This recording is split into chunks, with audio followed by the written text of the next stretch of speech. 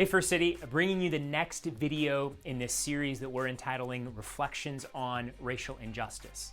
In this video, I want to tackle the topic of systemic injustice and more specifically systemic racism. These are terms that we're hearing thrown around a ton in our culture right now.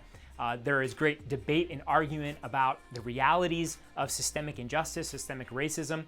Is this something that is present in our society, or is this something that just occurred in the past but is no longer true? And as Christians, are these categories helpful? To what degree can we talk about systemic injustice and systemic racism? And then to what degree are those things accurate in our society? So let's start by just considering the category from a biblical perspective. Is this something that we can affirm biblically? And the answer to that is yes, absolutely. We understand that Scripture teaches that sin has corrupted our hearts, and in the ways that we as humans who are sinful build out our structures, whether they be family structures, whether it be governmental structures, whether they be business structures, whatever kind of structure that we build, sin will always be a part of it. And we sometimes very purposely build out systems and structures that perpetuate injustice. Other times we do it just because we're flawed and we're broken and we have blind spots and we're ignorant of the ways that sin affects us.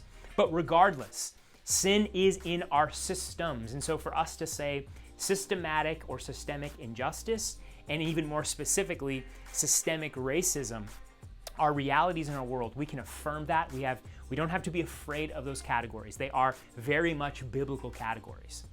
But do these things exist in our society? And yes, that being the case, how do they? Does systemic racism exist in our society today? We could say, yeah, obviously in the past, but what about today? Well, here's what I want us to consider.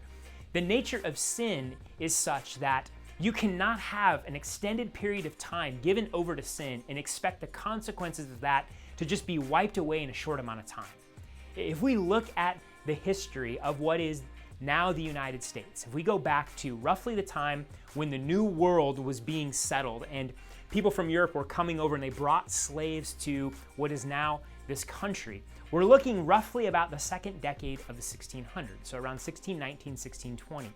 From that time period to the time of the Emancipation Proclamation, and then the passing of an amendment that ended slavery, we're looking at about 245 some odd years. So nearly 250 years before we moved away from just the institution of slavery. But then if you look at from that time up into the civil rights movement and the end of segregation, you had another 100 years. So we're talking about around 350 years of very obvious, deliberate, intentional, systemic racism in what is our country. That is not wiped away in 50 years. We cannot expect the effects and the consequences of that systemic injustice and systemic racism to just disappear from our society.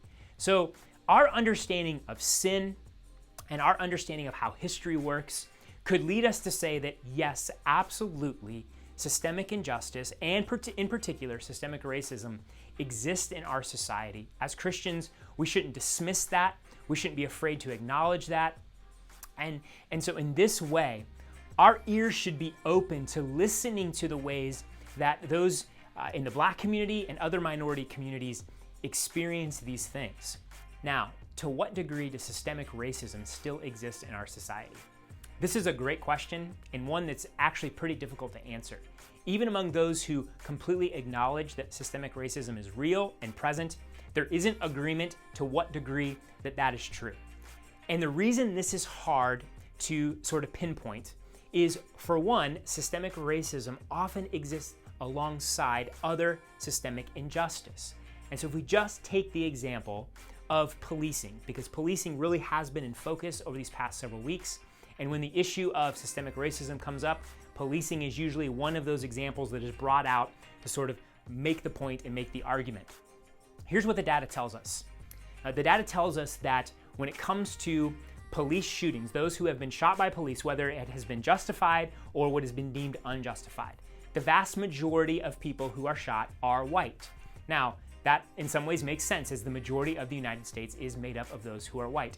However, when the data is controlled for percentages based on ethnic minorities, it is still overwhelmingly present that those who are affected by police shootings are white. So if we're just using that one statistic, that one variable, then we can't point to police shootings and say that's a sign of racism. But here's what the data also tells us. When it comes to non-lethal force, that Black and minority communities are 50% more likely to experience non-lethal force from the police. Now, how do we describe and how do we account for that? Could it be racism? In some cases, yes. Could there be other factors at play? Absolutely. What we know is there is a racial disparity, and that racial disparity should cause us to ask questions, but to try to reduce it to one factor does not do justice to just the way that human dynamics work and even what the data tells us. Here's another reason we need to be careful to reduce everything down to systemic racism. If you look at the history of unjust police practices, what you will find from the research that goes back to about 1900, so about 120 years of research, what you will find is that the lines for unjust police practices don't fall along racial divisions, but rather socioeconomic divisions. And so if you want to consider what communities have been most affected by what has been deemed legitimate unjust police practices, it has been poor communities, not necessarily white or Black, but poor versus rich. Now, here's where this gets complex. What we have in our society is a convergence between socioeconomic and racial lines. And so those who are Black or in minority communities are more likely to be part of these poorer communities. And so when you see things like 50% more likely to experience non-lethal use of force, you have both factors that are racial and socioeconomic. And so whether or not there is injustice in those statistics and to what degree those statistics reflect the injustice, whether it be racial or socioeconomic, we have to recognize multi-layered causality. But this does not mean that we can just automatically dismiss racism and just run to, well, this is about socioeconomics and not race. We should be able to say, hey, there's something going on here and we need to account for the multivariable factors. And so what we need to be careful of is dismissing one cause and deciding it's only this cause. Rather, we need to say, hey, this is probably part of the problem, and to the degree to which it is, we need to be honest about it and we need to confront it. Here's another issue that we need to consider when we're talking about policing and the issue of systemic racism. There are 12,000 police departments in the United States. 12,000 different contexts, 12,000 different departments with different people, and some of those departments have different policies. And so yeah, there's federal laws that govern the entirety of our nation when it comes to policing, but there are also state and local laws. And so for us to reduce the problem of systemic racism and say, hey, it's equal everywhere, or because of a problem in one particular community, that means that problem exists in the same way in another one, would be reductionistic and naive. But we need to recognize that each police department has its own set of issues and its own individuals with their own sins and their own struggles, and each community has its own context.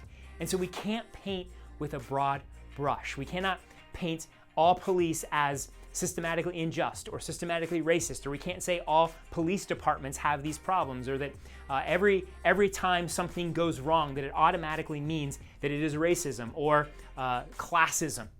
We have to be able to look at individual police departments and be able to assess based on what those particular dynamics are. So what I'm trying to say is this. One, we do not have to fear this category. And in fact, we should be able to acknowledge that systemic injustice and systemic racism are very much a part of our context. We don't dismiss that. But we also need to take each context as its own thing. We can't paint with a broad brush. We can't try to make what's going on in Minneapolis apply here to Bellevue, or what's going on in Chicago to be what's going on in Omaha.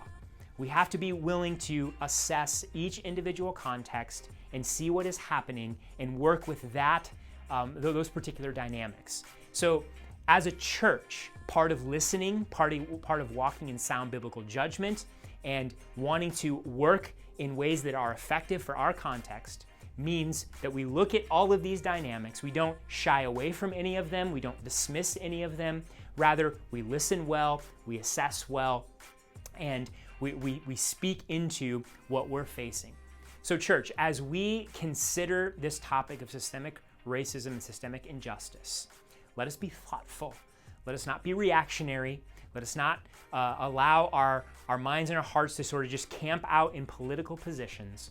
Rather, let's hear and look and think and pray and take into account all that the data shows us, all that we understand about human nature, and all that we see around us in our own context. So hopefully these reflections have given you some things to think about, built out some categories about the ways that this topic can be challenging to think through, but at the same time, the ways that we can move forward as we think about what it means to engage this as a church.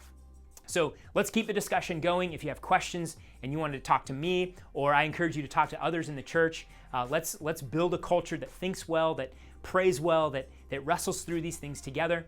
And if you need to get a hold of me, please email me. I want to have these conversations. I want to have an open dialogue. But until next time, may you seek to glorify the Lord, and may we continue to build a culture at First City that has a heart that wants to learn and walk in sound wisdom. And so we'll see you next time.